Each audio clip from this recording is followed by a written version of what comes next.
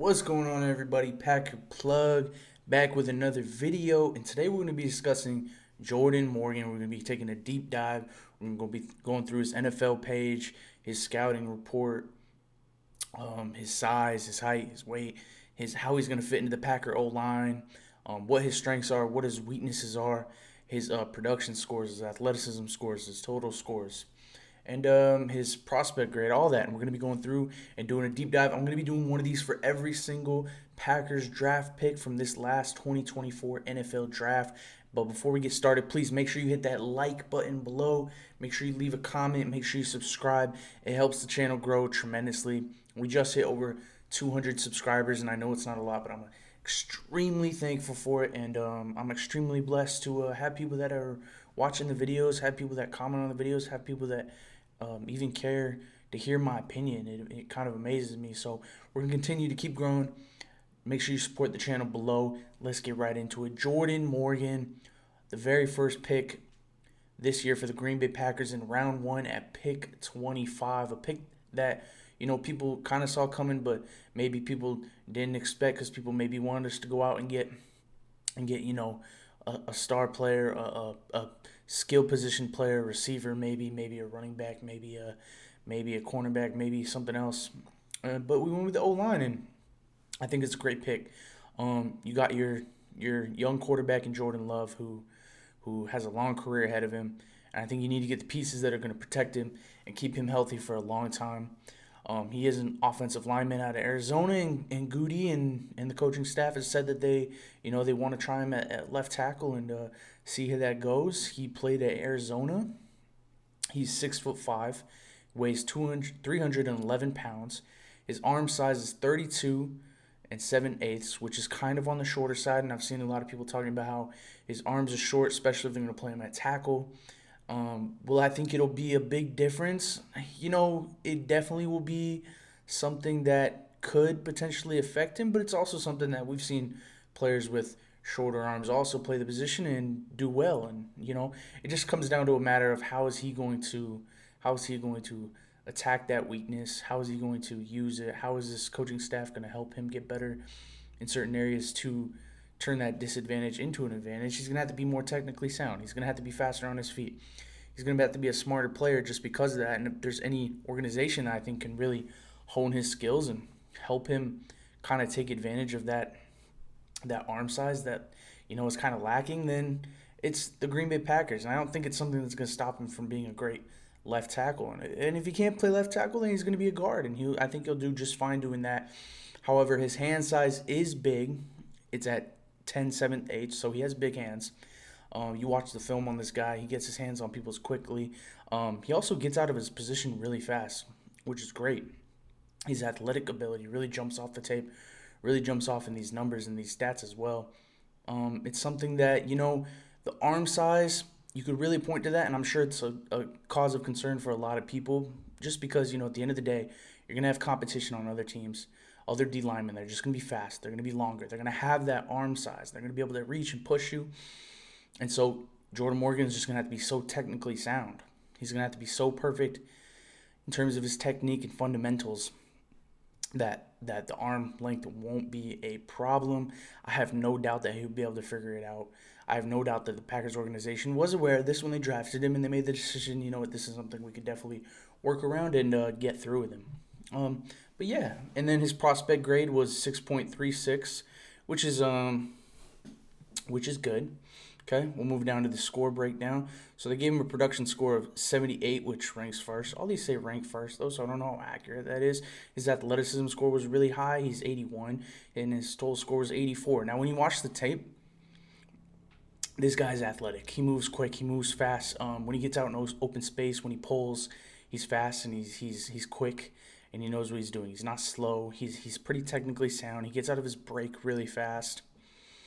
He's very athletic. All the combine results are right here. His 40-yard dash was a 5.04. His 10-yard split was a 1.7. His vertical jump was 28. His broad jump was a 9.2. And then he didn't do the cone drill, the 20-yard shuffle, or the bench press, which is fine. Moving on to his analysis by Lance Zierlein.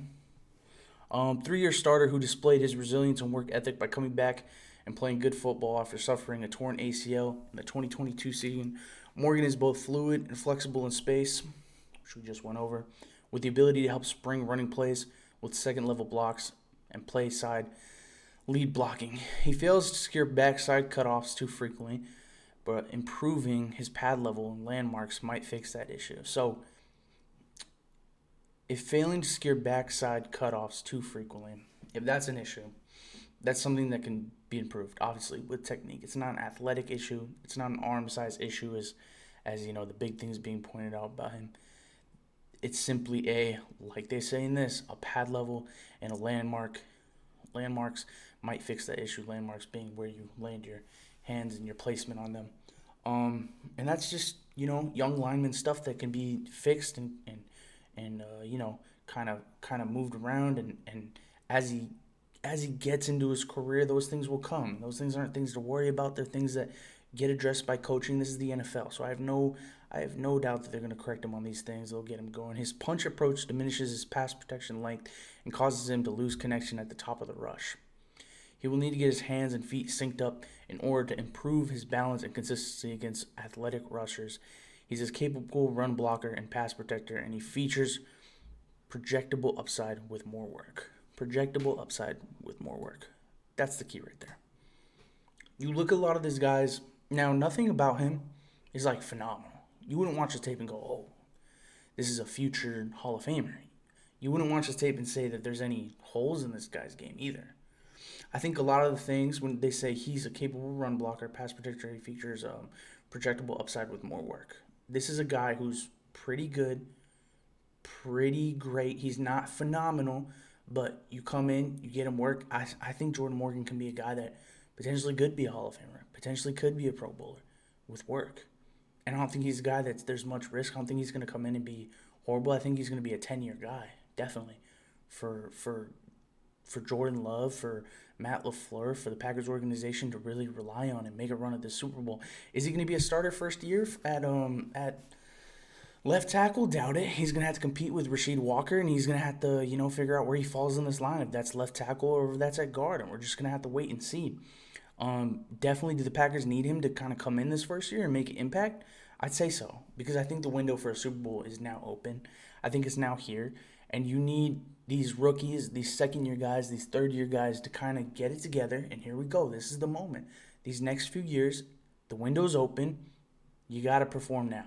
And yes, Jordan Morgan, while he doesn't need to come in and be a Pro Bowler, he needs to come in and be effective. He needs to come in and do well and contribute to this team making a run, because last year we made a run, and we got all the way to the 49ers, 2 games away from the Super Bowl. So now everyone expects it. You were the youngest team in the NFL last year. You made it far. Everybody knows what you're capable of. Jordan Love, everybody saw you play well. It's time. Jordan Morgan has to come in, and while he doesn't need to be a star right away, and while he doesn't need to be, a Pro Bowler, he definitely needs to come in and make an impact at some level that is contributing to the success of this team. Yes, I don't think there's a rookie season where he can come in and be subpar and it's going to be okay. This offensive line definitely needs to get it together. You got Josh Jacobs. I think he's going to do well blocking for Josh Jacobs. I think his pass protection is what really is impressive, and I think he's going to come in and make an impact right away. Morgan has the traits and talent to become a solid starting left tackle. And we're going to have to see. Strengths. Athletic in his lower half with ability to redirect his weight in space. So this is what they're saying about him. He's very athletic. He's very good with his lower half, his strength, his body. I think probably his hand placement probably needs some work. Runs his hips under his hands on drive blocks and kickouts. Grip strength allows him to stay connected to run blocks longer, which is great. Once he gets on him, he's staying on him. Well-timed combo blocks featuring patience and pop. Perfect. Effective jumps set. Helps eliminate rush plan and stall takeoff.